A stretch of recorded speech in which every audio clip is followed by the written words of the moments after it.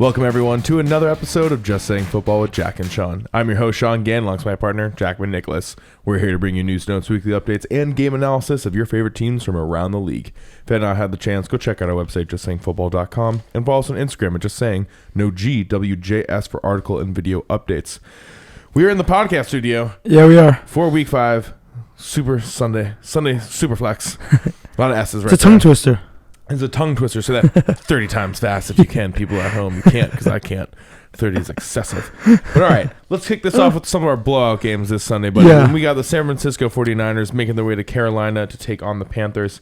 Carolina, not the favorites in this one at all. No. San Francisco is by -6.5. Over under 39. It was the Debo show last week. What are your thoughts? Yeah, San Francisco definitely made a statement last week. Monday night win against the division rival Rams, Super Bowl champs. Got that little revenge from the NFC Championship last year.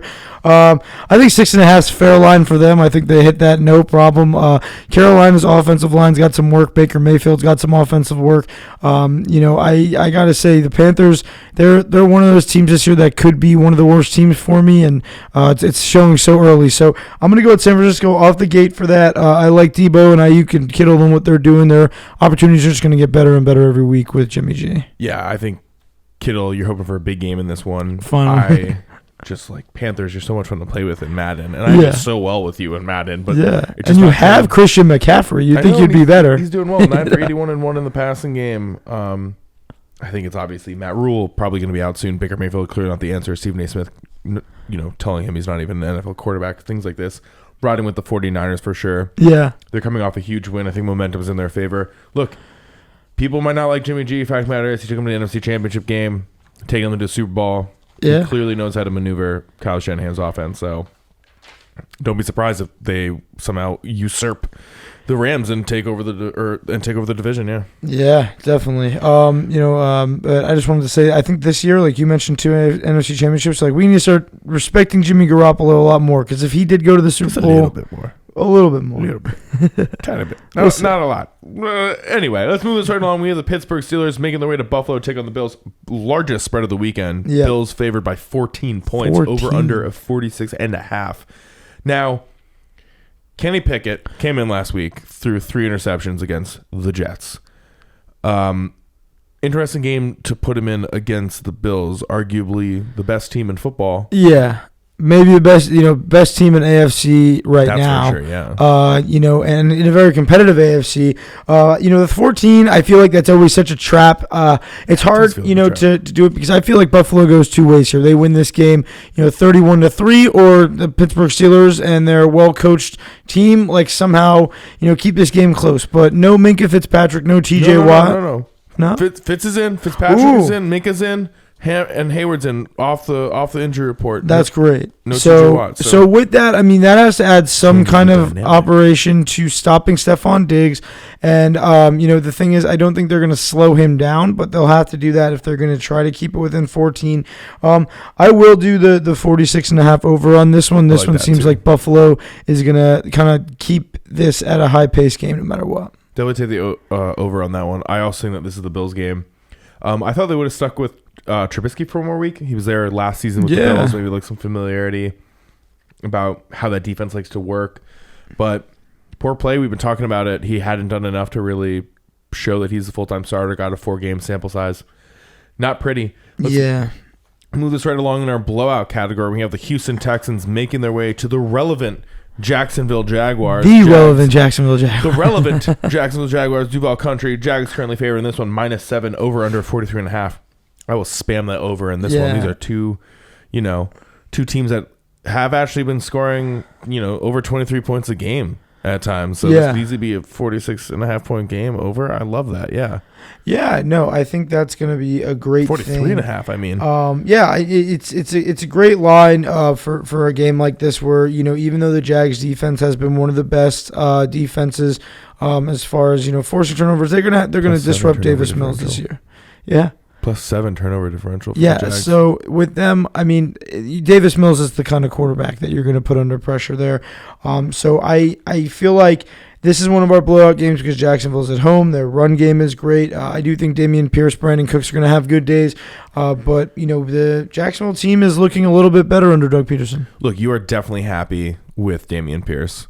As a fantasy owner and as a Houston Texans fan, and Brandon Cooks still plays really, really well and at a high level. He's only like 27, so has a lot more years left.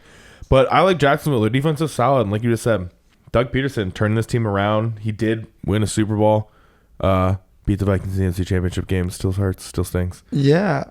But I like them. He's getting Trevor Lawrence comfortable in this offense. Christian Kirk is his guy. Got 9 targets. Last week, only 2 receptions, but 9 targets. And when the Eagles were most successful, they had that running back committee, and now they're starting over the last couple of weeks to get Etienne more involved, but James Robinson's just been so dominant. He's definitely the X factor for me in this. Potential comeback player of the year. Definitely. Coming off an ACL at the end of the year and making, Achilles. An Achilles. Just unbelievable. You got to give him so much credit for what he's done. This week, you got Christian Kirk and Brandon Cooks. You got 2 receivers. Last week, Cooks had 7 targets, 7 catches, 57 and a touchdown. And then last week, Christian Kirk 2 for had 60, 2 for targets, 60. Baby. So how do you feeling about these receivers this week? Who do you like more? Oh, definitely Christian Kirk. I think Derek Stingley's been playing really, really well, but that +7 turnover differential is huge, and the target share for Christian Kirk is there for sure. Yeah. And that to me is that's Trevor Lawrence's go-to guy. He finally got a good guy. Yeah, now that he has it. And I don't know. I love Davis Mills. I think that he's a really solid quarterback. But the last 2 weeks have definitely been shaky for him, and I think he needs to find a rhythm within this offense again, and maybe that's also getting Dameon Pierce more involved in the passing game a little bit. Yeah, they definitely got to start getting him a little more involved. If they're going to give him more targets than Rex Burkhead, they're going to have to start kind of moving that. But it's going to be Jacksonville, I think, this week. Take the spread and take that over as well, right? Love that. All right, let's move this right along. We have the Atlanta Falcons making their way to Tampa Bay to face the Buccaneers. Another huge spread here. Buccaneers favored by 9 points. Yeah. Over under 47. Some injury news in this one. Kyle Pitts is going to be out in this one. Wasn't really around last week, only 1 reception for 25 yards. Again, Arthur Smith. It's a game-by-game plan. Yeah. But he's not going to be part of this game plan because he's out. And he's out, yeah. And everyone was asking this week, is he going to be in, is he going to be out? It's going to be about Drake London and Tyler Algier. It's got to be, a couple of guys. Cordell Patterson on the IR. 2 rookies, a running back and a receiver. Now you're, top 5 tight end from last year's hurt. It's going to be a big day for Drake London. I am a little nervous about the Falcons since London had 7 targets, only 2 catches for 17 last week. That is hugely concerning to me. Yeah, some of that Christian Kirk stat line, only getting 2 off of a large target share. Right now, despite the loss for Tampa Bay, Tom Brady is going to be in this one. A lot of stuff going on off the field, the divorce, AB with the cryptic tweets and Instagrams and that kind of stuff. But Mike Evans, 8 for 102 and 2 against the Chiefs. Godwin got 10 targets, 7 for 59 on that. Looking to be a part of this game. No Kyle Pitts, I don't like. It just limits this offense. Mariota, while I like what he's been able to do, he's been keeping them in. It's just you're losing more weapons. This is already a depleted wide receiving core. This is not bode well for them. Tampa Bay has a great defense, great pass rush. I'm definitely locking in Tampa Bay. I'll take the over on a 47-point game because the secondary of the Bucs isn't great. So I think that for sure can the Atlanta score 17 points, and then will the Buccaneers be like, well, screw that, and I'm going to put up 34? Yeah. And I like that for them. I like that. I weirdly think this is going to be a low-scoring blowout because I haven't seen enough from Tampa. I saw a lot last week when they were chasing for Kansas City. It's a weird line, 47. I will take the under, but I am going to take Tampa still accounting for that 9-point spread. Love that potential get-right game for this Tampa Bay offense. I could see it being a 10-point game, and I could see it definitely being a something around a 20-10 game and something a little simple. I don't know. Weird. All right. I like it. Let's move it along into our MAC games. We have the New York Giants making their way to Green Bay in London to face the Packers. Yeah. Weird phrasing with that one. It's a home game for the Packers in London. Another one, 9:30 a.m. kickoff. What are your thoughts going to this one? Daniel Jones was removed off the injury list. Kenny Galladay, Kadarius Toney out. Davis Webb is going to be the backup quarterback. Tyrod Taylor not traveling with the team due to a concussion. Yeah, a lot of injuries. And they definitely have a lot of injuries going out right now. Daniel Jones, shockingly, after that, so recent after his ankle injury on Sunday in the game, he was doing really well at practice. Looked really well from what I saw yesterday. So I'm pretty happy with the fact that he's able to be mobile. That's a huge part of his game. I would love to see the Giants take the top off. I have no idea who they're going to be throwing to, but I need. It'll be really hard for the Giants to take the top off, I think. There's not anybody there to throw to right now. Their defense is going to have to stop Aaron Rodgers. There's not too many throwers either. Yeah, it's a whole big mess. But they're 3-1. I hate to say it. I think they could cover the 8-point spread, even despite the fact that I do believe Green Bay could run away with this. The 42-point over-under I'm nervous about, but I must say, if Aaron Jones and A.J. Dillon are heavily involved in this game script, I see this being, a pretty high-scoring game, even despite the fact that it's like running backs kind of running the show. I don't know. Teams are traveling in late. Obviously, there's no rhyme or reason to when traveling and how it affects. Saints were in early last week. They lost to the Vikings, who flew in that Thursday, so there's really nothing behind that. I think this is a huge defensive matchup. Aaron Rodgers and the Packers offense don't look like Aaron Rodgers and the Packers offense of old with Devontae Adams. We're seeing these guys drop the ball. He's finding some rhythm with Romeo Doubs for sure, but we've seen a lot of drop balls from this Packers receiving core and some frustrating moments from Aaron Rodgers. So I think it's really going to come out of these defenses and which one makes a big mistake. I kind of like the Giants in this one, and part of that's a little bit of bias because obviously I would love for them to lose, and then the Vikings have a nice 2-game lead on them and provide some comfort. But I really like how the Giants have been able to run the ball, and the reality is that the Giants have just been in slugfests. This entire the whole season. The first 4 games, and Jack and I have been lucky enough to get to go to the 2 games, the Panthers game and the Cowboys game, 1 win, 1 loss. Both of them super close, but the Giants have embodied the Dan Campbell grit mentality as well, and I don't think that's something to sleep on. And I think that in a slug match like this, who's going to need to run the ball better? It's going to come down to the Giants. I think Saquon Barkley is currently leading the league with 463 yards, has 2 touchdowns. He's leading in everything right now, rushing attempts, yards. And I stumbled because I wanted to say Dexter Lawrence has also been having one of the quietest, best defensive tackle seasons and is absolutely being slept on. So shout out to Dexter Lawrence. Continue to have this great season because I know that Giants fans have been missing guys like Linval Joseph, and Dalvin Tomlinson, and they've been waiting for this Dexter Lawrence that we are now seeing. And I think that's going to be a huge reason why they're able to shut down Aaron Jones. And his first year captain this year, he had a really cool clip. Not to get off, but he lost his patch, and he was like, I need my C on my patch. So that's that Jack is going near Giants. I'm definitely going with the Giants. I have some speculation they'll cover that spread no matter what, but I do like the Giants as well. The Packers, even though they've been winning games, I still have no idea what the offense looks like for them. Although Kenny Clark, be wary of him, Giants fans, and Daniel Jones. He's coming having for also this a great week. season. Yes. Yeah. Let's move this right along. We have the Los Angeles Chargers making their way to Cleveland to take on the Browns. LA currently favored by -2.5, over under 47.5. I don't like that the Chargers are favored in this one. Me neither. And Cleveland's at home. Nick Chubb is having the season of his life so far. And it's only going to get better, I think, for Cleveland. Amari Cooper's been good and good. Me and Sean have been talking about this, that he has, despite last week having no production, he's had, a couple of great weeks. So with, the Chargers, we talk about it all the time, their biggest opponent is their injury bug. Yeah, and it's happening again. Obviously, we saw Keenan Allen has been missing some games due to the injuries. Rashawn Slater out for the season. Corey Linsley's been injured. Oh my God, Joey Bosa, a 10-game injury right now. Yeah. It's just they've been getting hurt, and currently right now Myles Garrett was taken off the injury report list for the Cleveland, so their defense getting back to full shape. You'd love to see Eckler get involved. Last week, 3 touchdown performance, 2 on the ground, 1 in the air, had over 100 total yards on just 19 total carries and touches. So he's a beast. That's what you want to see, and I expect him to be a big part of this offense. And if Keenan Allen's back in this one, I expect him to have a huge workload. This is a good secondary, though. And second-year linebacker, Jeremiah Owusu-Koramoah has been having a fantastic season. Yeah. Another player just got to give a shout-out to. But I like the Browns in this one. ride Nick Chubb. Yeah. Continue to ride him. He will continue to play great. And obviously they have Kareem Hunt. Great 1-2 punch. Yeah, the Browns are underdogs in this. They're at home. They've been playing great. Jacoby Brissett's been playing great. I don't think the Chargers secondary, despite the fact that it's good, will be able to, kind of stop the Browns' options in the passing game right now. They're weirdly getting it done with people we didn't think were going to have any production. So, Cleveland, both of us this week. Love it. All right, let's move this right along. NFC North battle in the Chicago Bears make their way to Minnesota to take on the Vikings. Minnesota currently favored by -7, over under 44 points. Fun fact, and love these stats that come out in only the first 4 weeks, because these are the only times you get these really insane stats. So Bears fans, don't worry, this is going to change, I promise you.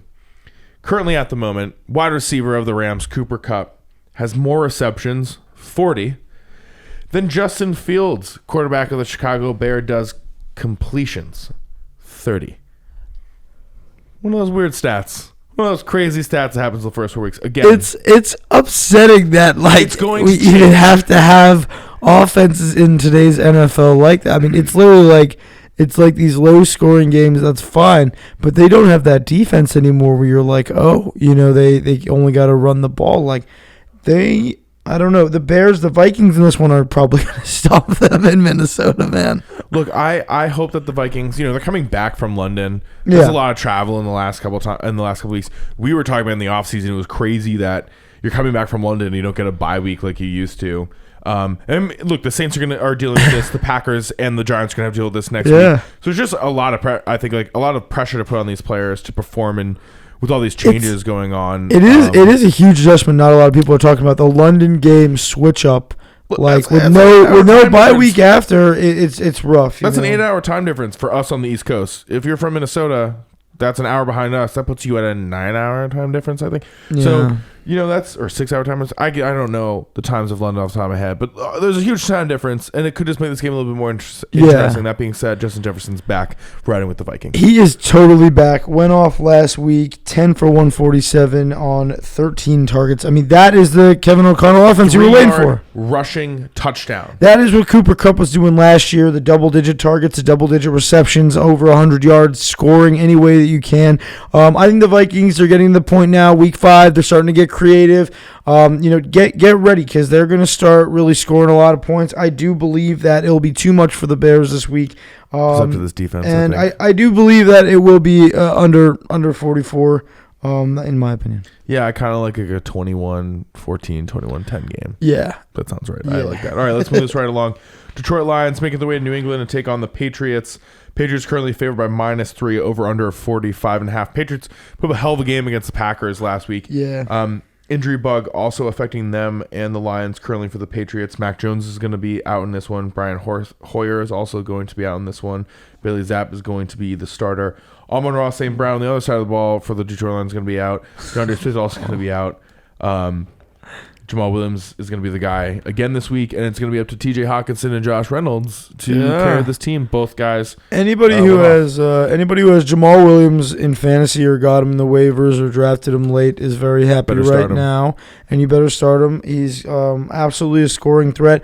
The Detroit Lions start Hawkinson too after what we saw last week. Yeah, so Hawkinson 8 for 179. The Detroit Lions have been around for about 100 years. Nobody has ever had more yards in a game as a tight end for the Detroit Lions than TJ Hawkinson had last week. I am a very big skeptic fantasy person when it comes to TJ Hawkinson.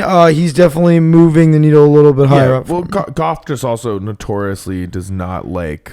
And this team statistically is giving up the most yards, the most points, but they are gaining the most yards and the most. It's literally a Madden team. So I'm looking at this like there's volume everywhere. Start any Detroit Lions you can. I don't know if I trust the Patriots offense right now to keep up as we saw Seattle do last week. Yeah, I mean the Patriots were able to do it last week, but I don't know. And the Pats are favored, so the Lions may be a little sneaky pick to throw in a parlay. I'm just going to throw that out there. I'll go with the Lions. Lions all day? Lions all day. Like that. Lions all day. Let's move this right along. We have the Tennessee Titans making their way to Washington. Ugh. Titans currently favored -2.5, over under 42.5. Just again to cap off the Meg game. Yeah, honestly, just after the Thursday night football game was brutal. Look, Traylon Burks is out. John Dotson is out. There's actually, I pulled this up earlier. Let me read this. I can read this small list of injuries for the Titans currently. Bud Dupree, Amani Hooker, Zach Cunningham, Traylon Burks, Joe Jones, all going to be out. All very important starters for this season too. So, but they got Derrick Henry. But you got Derrick Henry. You got the big guy. I think this is we were talking about this before. I think there's going to be a 30 carry kind of game for Derrick Henry. Just give him the ball as much as you can. On the other side, Washington, Antonio Gibson has been underwhelming this year. Brian Robinson's going to be back. That's going to be a whole new thing to kind of speculate. Terry McLaurin also been pretty underwhelming this year. So Washington, not too much to get excited about. Tennessee, their division is a little open after a couple of... Not as inspiring as they once were. No, definitely not. That you could tell the difference between them losing Johnny Smith and A.J. Brown and... Tannehill's also kind of losing a step. Tennessee, they're 2-2 right now. It's an interesting battle. I think we'll get to 3-2. I'll lock in Tennessee. I think this is a favorable matchup. You get Derrick Henry going, they're fine. And 42.5, I think this will probably be one of the lower scoring games of the weekend, in my opinion. I don't know how you feel. I take the under on that. Carson Wentz, we got to talk about him getting sacked a lot of times. And missing Brandon Sheriff. You got to be missing the guys you're letting go away in the last couple of years for this offensive line. Carson Wentz is like the last guy who needs a bad offensive line right now. They have good weapons, Curtis Samuel, Terry McLaurin. You have to take a chance on those guys. And Jahan Dotson, dude, 12, 157, 4 touchdowns, 1/3 of his catches or touchdowns. And what would be exciting is usually with this game, we'd be like, we got a little rookie receiver matchup. No. But we don't because they unfortunately are hurt. They're injured. Both of them should get well soon. But let's get into our good games. Into our good games. We got the Dallas Cowboys making their way to LA to take on the Rams. Rams currently favored 5.5, over under 42.5. It's a low line for me. I don't know. Well, you know why? Because this Cowboys offense has not been amazing, and this Rams offense has not been amazing. It's been the Dallas defense. Yeah. I feel like it's just become the trend every week for us to talk about how Dallas' defense keep them in the game. They're 3-1 right now, going on the road. The Rams coming off an embarrassing loss. So I'm just wondering, heartbreaking. Is it more on the Rams to come back and win this at home and make a good statement that they are the team they were last year and they can face this kind of adversity? Or are they going to, if they lose this to Dallas without Dak, are we really questioning the authenticity of their playoff chances, Yes, absolutely. I think for the Rams, I think that if Dallas loses this game, what Dallas gets to say. We don't have Dak Prescott. Yeah. Then our quarterback is injured. Our team is playing a little bit differently. You can see that by how Zeke is playing because he doesn't have Dak around. Yeah. You know what I mean? And blah, blah, blah, blah, blah, blah, blah, because it's not the quarterback that you gave all the money to. If the Rams lose this game, you're the defending Super Bowl champions. You brought in Bobby Wagner. Yeah. You were able to re-sign your guys, get all the contracts in. There's all these speculation that Odell's coming back. And it's Sean McVay. And now you're looking at a 2-3 record. Your offensive line has been shuffled around in the interior, and you're worried. And you wonder how much of that was, some of the guys that left. They had a lot of coaches leaving, including their offensive coordinator, Kevin O'Connell. Yeah, and he's not coaching for the Vikings. Yeah, I know you love name dropping Kevin O'Connell because he's your guy now. He's my guy. The one thing is, it's a huge difference though. You can tell the offense does not look the same under Kevin O'Connell. Yeah. His scheme was totally different last year. That's why they made it to the Super Bowl, because their defense was so good. But they were going to be scoring 30 points a game. Dallas is going to be keeping these teams in the game with their defense and their run game. And they're going to make you score 16 points. Yeah, they're going to score 16 points. Yeah, and you have to kind of get over that threshold of being able to score 20 points, which you'd be confident in the Rams. But after last week, they're coming off the Monday night too. They got one last little day of prep. I don't know. I wanted the Rams really bad, but that 5.5, I kind of hate it, and I am gonna wind up picking the Cowboys. I'm gonna go with the Rams, despite everything that I just said to shit on them. Yeah, because I have enough faith in Sean McVay. You know what? That's what I'm saying. You're the guy. Right, he is the young genius head coach. I fully believe it. He dominated in the Super Bowl, dominated in the NFC Championship game. showed what he can do as an offensive mind, as a coaching mind. And I think this is one of those games that you got to prove it. And it's one of these games you look back on at the end of the season. You say, yeah, that was a huge game. That was where the momentum changed. Week 5 is where these teams begin to make or break. This is this moment for the Rams. If you lose this game, I just don't. I think the air gets pulled out of them, and I think that you're looking at this team totally different if they lose this game. I think this is a must-win for the Rams right now. Yeah. To save their rest of the season. I don't know. I just don't like that they're favored by 5.5. Dallas has been keeping it close, so all you gotta do is win by 1, baby. All it takes is 1 point to win. That's all you gotta do, Rams. Get 1 more point than them. That's what I'm saying. They gotta figure that out. And Cooper Rush, shout out to him 4-0. I'll actually ride with Cooper Rush this week. Weirdly. All right, let's see what happens. Moving it right along in our good game matchups, we have the Seattle Seahawks making their way to New Orleans to take on the Saints. New Orleans currently favored, another 5.5. Jack's favorite, over under 46.5. A lot of injuries going on again for New Orleans. Jameis is not going to be in this one with the back injury, and Michael Thomas is going to be out with the foot injury. Andy Dalton back in again, played a good game against the Vikings, though. And their great running back, Latavius Murray, who had a great game last week, 11 for 57 and 1, was signed by the Broncos. Yeah. And is no longer with the Saints. So it will be Mark Ingram and Alvin Kamara, who said he's going to be playing on Sunday. Yeah, so that's good. Alvin Kamara is back. Make sure you adjust your lineups for anybody who got screwed by the London game last week, like myself. Oh, that was the last minute. And basically, with Michael Thomas out, it is tough here. We saw last week that Chris Olave is going to get fed. He got 467 and 1 touchdown. Pretty good for the rookie. This seemed like his first time he was able to get the most amount of his targets. But I got to tell you, last week, Seattle, they brought it. We were talking about Detroit. We mentioned a little before. I mean, what a high-scoring game that was last week. And thanks to Geno Smith, 77% completion right now, leading the league. He is way better than we had ever expected. And he knows his Pete Carroll offense like it's nothing, Yeah, I'm riding with the Seahawks in this one. I think the injuries right now to the Saints, despite their great game last week against the Vikings, they had a ton of sacks. They played really, really well. Yeah. The Lattimore thing is just that happens. He's still a great cornerback.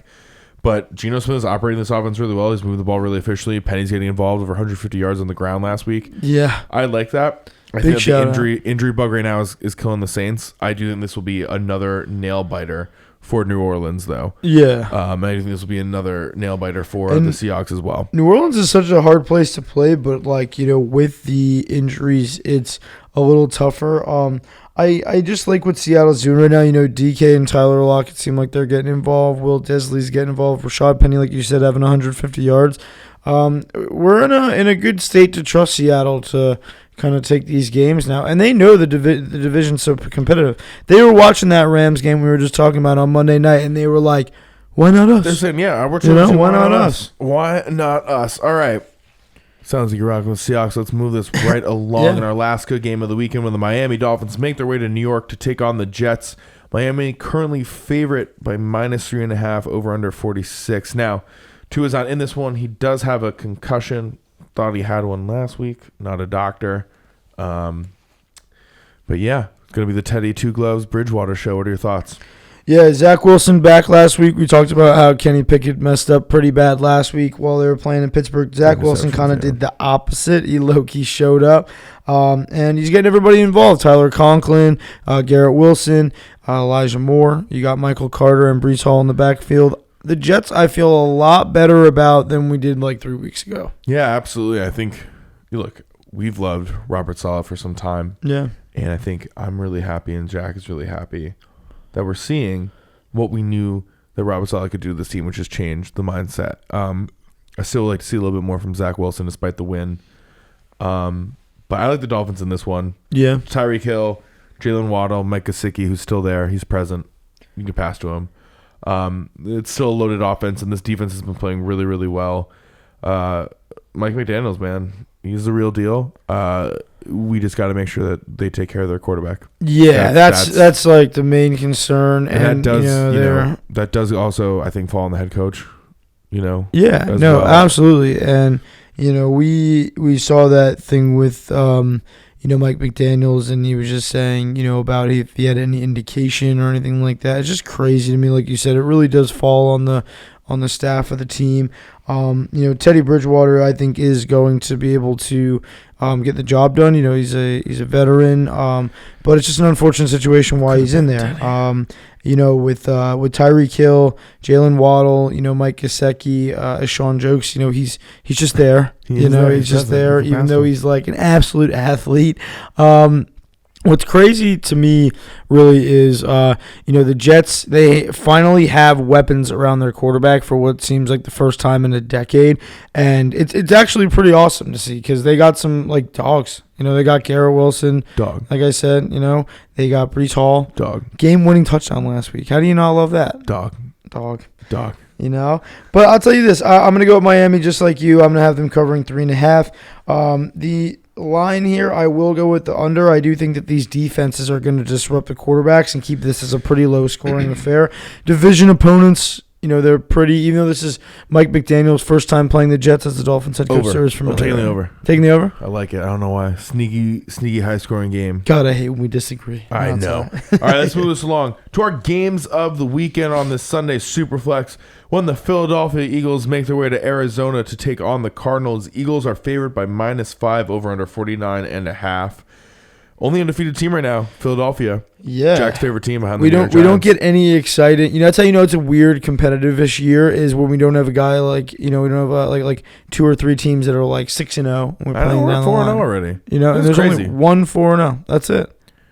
It's only crazy. One team that doesn't have a win. Houston, you're killing me, and you got a tie.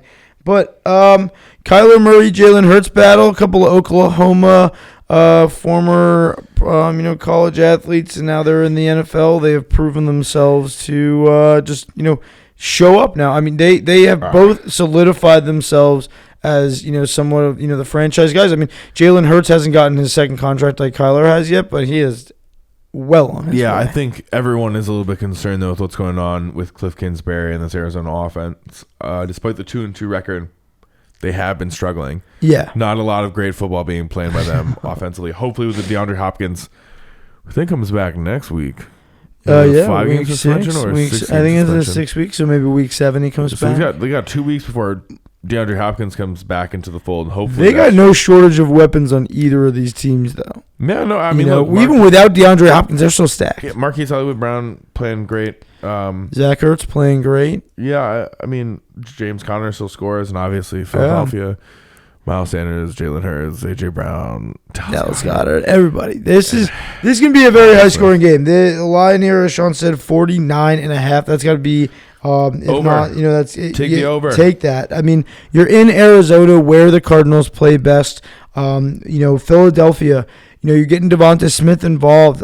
When he's involved, that's going to be a tough thing for a guy like Byron Murphy. Involved, Byron Murphy is such a force for the Cardinals defense, but he's so tall. That's his thing. He can take on all these tall receivers. So I'm looking at this going to be kind of a battle of the speed receivers, Marquise Brown, Devonta Smith, and then on the other side, you just have to deal with A.J. Brown with, Budda Baker or Isaiah Simmons. You got to do something, maybe more Budda Baker than Isaiah Simmons, but this is going to be a lot of, offense, but, these are 2, complete teams that are definitely playoff teams this year, in my opinion. Look, I think the Eagles are the most balanced team in this matchup for sure. I'm riding with them in this one. I think that they've just been playing great football. Vikings are on the receiving end of an ass kicking by that offense.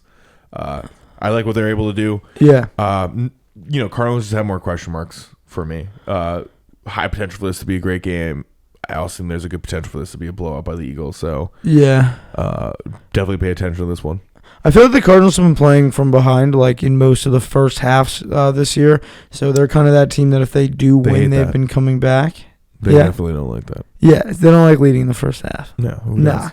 But I mean, the one thing is, with Hollywood, I kind of like him in this matchup. He's going to be one of those guys. He's got to play. He got to go against Darius Slay, but his speed is where he wins. We have much respect for Darius Slay. Call out in the comment section, people. It's okay. Yeah, Yeah, it's cool. In the comments I mean, section, I'm telling you, I love the fact that this is going to be like a good matchup overall. This is, in Arizona. It's going to be nice. It's going to be high scoring, and I'm excited to see these two quarterbacks. I'm expecting a bunch of rushing touchdowns. I'm telling you, it's going to be a high rushing touchdown kind of game. All right. Speaking of great games and rushing touchdowns, that leads us to the perfect segue into an AFC North showdown on Sunday night when the Cincinnati Bengals make their way to beautiful Baltimore to take on the Ravens. Baltimore currently favored by -3, over under 47. Love Baltimore. Yeah. Love that area. I've been to 2 games there. That's a great place to play. This is a game. They're favored by 3. This is a close game, and they've been losing some close games, especially in the fourth quarter. Because that's when they've been blowing all these leads. Yeah. Against the Dolphins, up 21 points, lost. Against the Bills last week, up 14 points. Yeah. Up 17-3 at half, and you lose the game 23-20. Mark Andrews, 2 for 15, 5 targets. Yeah, man, and Mark Andrews is the guy. He's the only tight end that's actually been doing any production work in fantasy for anybody playing. It's Travis Kelce. Travis Kelce is Travis Kelce, my friend. He is the top guy, 6 years running. We're saying, naming the other guys. We got there's more than one team in each league. I'm just saying we got Mark Andrews getting 215. I think this week they're going to be getting him involved. This is going to be, I think, a really gritty matchup in Baltimore. Lamar's definitely pretty mad about last week. He's definitely not happy. Oh, yeah. He in his mind right now, he probably thinks, like we should be 4-0. And I think that they're going to try to make a statement on this end. But my concern here is the Bengals got a sick offense, and the defense of Baltimore is not as intimidating as it used to be. Yeah, this passing defense has been struggling. They've been giving up a league most 315.3 yards per game when it comes to passing. And it's for that reason I'm going to go with the Bengals. This Bengals passing offense is great. They're finally catching the rhythm. Jamar Chase, T. Higgins, Tyler Boyd, Joe Mixon, Joe Burrow. They just play really well. Hopefully this offensive line continues to improve because those 12, 13 sacks the first 2 weeks is just unacceptable. Yeah. Especially if they want to make it to the Super Bowl and keep Joe Burrow healthy for the long term, which I imagine every Bengals fan that's in the organization wants to do. But I'm going with the Bengals on this one. Yeah. And the only thing that would change my mind on this one is if there's 3 appearances from real fan Dan in Baltimore on the Jumbotron. There's 3 touchdowns. Great fan there. And I'll repeat his name. It is Real Fan Dan. That is not a joke. He's a great dude. He's been to every Ravens game of all time. He brings the thunder, the lightning, the pizzazz, whatever you want to call it, to those games. And this crowd is involved in Baltimore. Yeah. That's my thing. If we were in Cincinnati, I would be like, okay, Joey B's gonna go off. They're starting to find their stride. I think Baltimore Sunday Night Football. I'm thinking Lamar's gonna try to go big. He's trying. He's on that contract year. He's on his MVP hunt. He's in the top 5 of rushing yards. I think we're looking at a pretty solid option from Lamar. I mean, look, I think he's going to have a great game. That's not saying that this team is just going to it's not going to be like last year where the Bengals just run all over the Ravens and do whatever they want, okay? Yeah. That's not what's going to happen. It's going to be a closer game for sure. I think the Bengals are going to still come out I think this is either going to be, like I said, a very gritty matchup, or we know what these teams are capable of. Trying to, they do gain a lot of yards when they are, when the offenses are working. I think that John Harbaugh definitely is mad that they lost last week on a field goal, being a special teams guy himself. So I think it's a little revenge week against a division opponent. Get some, headway in this division that's a little tighter than we expected. And, I think, Baltimore is my sneaky pick this year. So I will take them in this at home. I will take the 47-point over-under, which is probably a risky one. You can feel free to hedge that because I'll take the over. You take the over? Oh, yeah. You kidding me? Think about that Dolphins-Ravens game. Yeah. 70 points were scored. And yeah, the Ravens. I mean, we saw the Bengals when we knew the Bengals were good last year. It was when Joe Burrow threw like 400 yards last year against the Ravens for 4 touchdowns. Give up 315. Huge shout out to Jamar Chase in that game. But I don't know. This like you said, the Bengals. It's on their weapons to get it done. And if Baltimore does step up this week, which I'm hoping they do, I'm hoping they close out at home. Real fan Dan. Got to be there for Baltimore, baby. Got to be there for Baltimore. All right, that's all the time that we have. Thank you for listening. Thank you, everyone, for tuning in. Yeah, thank you guys for always checking us out. Enjoy the Sunday games. It's going to be a very, very good game starting 9:30. Get your popcorn ready at 9:30. Get your beers We got ready. justsayingfootball.com, Just Saying Football on YouTube, and Just Saying No GWJS on Instagram for all your article video updates. Check us out every week. Thank you guys for checking us out. Enjoy.